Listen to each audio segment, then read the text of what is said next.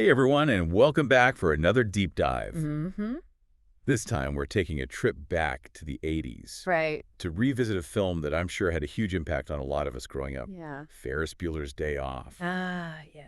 But we're not just here for the fun of it. No. We're going to take a closer look at Ferris Okay. and really try to understand what makes him tick Interesting. and maybe uncover some surprising depth in this seemingly simple coming-of-age story.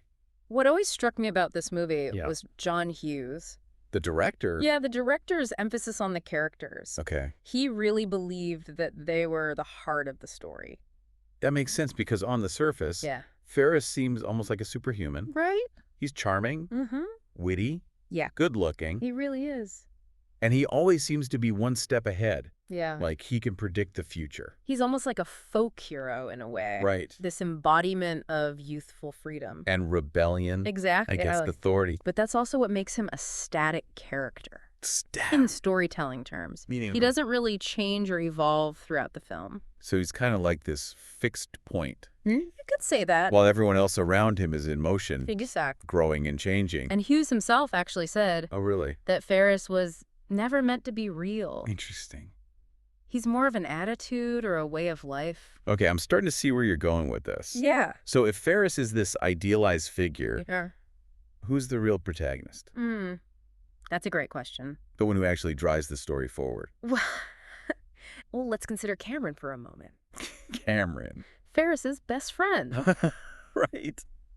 At first glance, Yeah. he seems like the typical anxious sidekick. Yeah, he's always worried about getting caught. Constantly. And he's hesitant to even participate in Ferris's schemes. He's But he's also super relatable. definitely. I mean, who hasn't felt the pressure from parents or school Right. like Cameron does? And that's crucial because unlike Ferris, Okay. Cameron actually undergoes a significant transformation Oh, really? throughout the film. So you're saying he's the dynamic character, Exactly. the one who grows and changes. Precisely. Wow, this is already making me rethink the whole movie. And this is where John Hughes's talent as a filmmaker Yeah. really shines through. Okay. He uses these subtle visual cues, Yeah. like the close-ups on Cameron's face at the art museum, Oh, yeah. to convey his internal struggle. And his eventual breakthrough. Right. That scene is so powerful. It is. You can literally see the weight of his anxieties lifting Yes. as he connects with the art. Exactly. And that scene also highlights Yeah. another crucial element of the film. Cameron's father. Yes. This unseen but ever-present force. He looms over the entire story. Yeah, like a shadow. Right. This embodiment of authority and expectation. And Cameron is constantly trying to escape that. It's like this battle between rebellion and conformity. You go. That gives the film its depth. Exactly. And we see it play out, Uh-huh. not just with Cameron, Right. but also with Jeannie. Ferris's sister. Yeah, she's caught between wanting to be like Ferris To break free. and following the rules. She's torn. So the film isn't just about having a fun day off. It's much more than that. It's about these deeper conflicts Yes. that we all face. Especially as teenagers. This struggle to find your own identity Absolutely. and figure out where you fit in the world. And it's through the lens of friendship, particularly the relationship between Ferris and Cameron, Okay. that we see these conflicts play out. Interesting. Yeah, it's a really fascinating dynamic. I'm already starting to see the movie in a whole new light. I think you'll be surprised by how much depth there is to uncover. I can't wait to dive in further. Let's do it. And it's that friendship between Ferris and Cameron that Yeah. really makes you think. How so? Well, because Ferris orchestrates this whole day off. Yeah, he's the mastermind. But it's Cameron who benefits the most from it. You think so? I do. Why is that? Well, think about it. Okay. Ferris is already operating on a different level. Yeah, he's got that confidence. That's self-awareness. He's already kind of achieved what Cameron is still striving for. So Ferris becomes this catalyst Yes. for Cameron's growth, Pushing him outside of his comfort zone. making him confront his fears. Exactly like when they're singing Donkey Show Oh, yeah. in the Von Steuben Day Parade. That scene is hilarious, It is. but it's also really significant for Cameron. It is. Because he's so mortified at first, Yeah. but then he just lets go And embraces the absurdity of it all. and realizes that it's okay to let loose sometimes, Right. even if it means looking foolish. He learns that sometimes you just got to go with the flow. And it's not just Cameron. No. Ferris seems to have this effect on everyone around him. Ah. Like Mr. Rooney. Oh, the economics teacher? Yes. Oh, he's a classic. He's so obsessed with catching Ferris. That he becomes a caricature of himself. This bumbling authority figure. Completely out of touch with his students. Yeah. Ferris's rebellion, even though it's mostly harmless, really exposes the flaws and hypocrisies of the adult world. Exactly. And that's what makes the film so relatable. Even all these years later. Because we've all felt that. Yeah. That sense of being stifled by rules and expectations. That teenage angst. Yeah, and yearning for freedom and self-expression. It's a universal experience. And the film captures it perfectly. And it does it with this great blend of humor and heart. Yeah, it's hard not to love this movie. And it's not just about teenage angst. Right. It also celebrates the power of friendship. And the importance of seizing the day. You know, something we haven't touched on yet. What's that? Is the attempt to adapt Ferris Bueller into a TV series. Oh, yeah. Which actually failed. It did. Why do you think that didn't work? I think they missed the point. How so? They tried to recreate Ferris, this larger-than-life persona, without really understanding the nuances of the story. The heart of it. Exactly, the emotional core. They focused too much on the antics. And not enough on the characters. Just a reminder. That sometimes less is more. Yeah.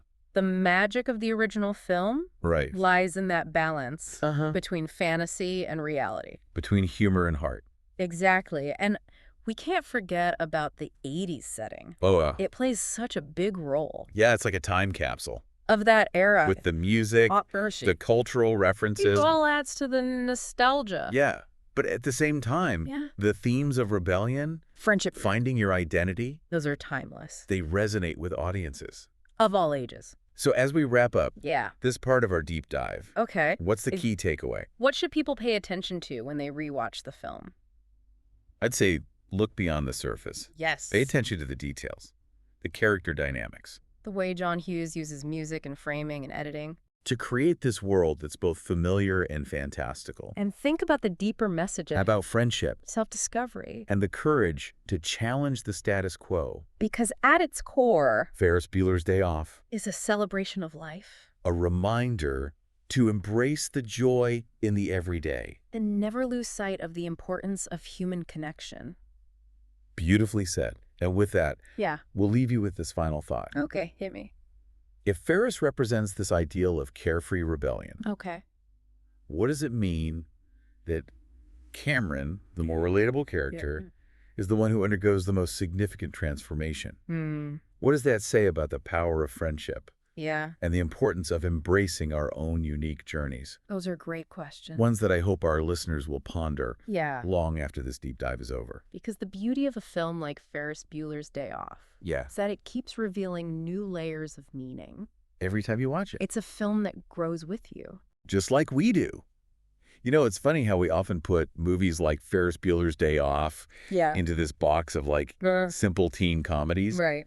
But when you really look closer, There's so much more going on. Oh, absolutely. It's a testament to John Hughes. Yeah. That he could create something that works on so many different levels. Multiple layers. You can enjoy it for the pure fun of it. Right. But there's also this depth. The character development. The social commentary. It's really brilliant. And we've talked about Ferris and Cameron. Yeah. But what about the other characters? Good point. How do they fit into all of this? Well, let's take Sloane, for example.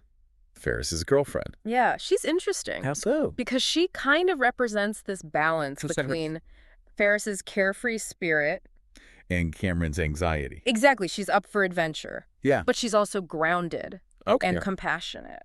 So she's like the voice of reason. Yeah, you could say that. Reminding Ferris to think about others. Even when they're breaking the rules. Right. And then there's Jeannie. Ferris's sister. Yeah, she's a whole other story. She embodies that sibling rivalry. That tension. Yeah, that frustration of living in the shadow. Of a seemingly perfect brother. She's trying to figure out who she is. Yeah, our arc is really fascinating. It is. Because she starts out hating Ferris. Right. For getting away with everything. By the end, there's a shift. Like she's starting to understand him. Maybe even respect him. For his ability to live life on his own terms.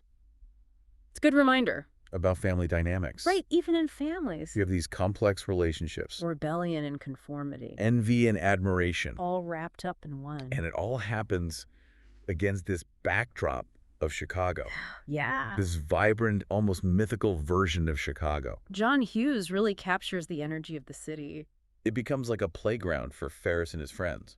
This space where they can escape and explore. Discover themselves. It's interesting how the film balances those moments of pure joy and escapism with this underlying sense of melancholy. Like a bittersweet feeling. That youth and freedom are fleeting. It makes you want to hold on to those moments. And that's what gives the film its emotional weight. It's a reminder to cherish those carefree times. But also acknowledge that adulthood is coming. So as we wrap up this deep dive, Yeah. what's the one thing you want our listeners to take away? I'd say don't underestimate the power of simple stories. Like Ferris Bueller's Day Off. Exactly. They can be entertaining. But also thought-provoking. They can teach us about ourselves and the world. If we're open to it. If we're willing to look deeper. Beautifully said. And on that note, we'll leave you with this final thought. Okay.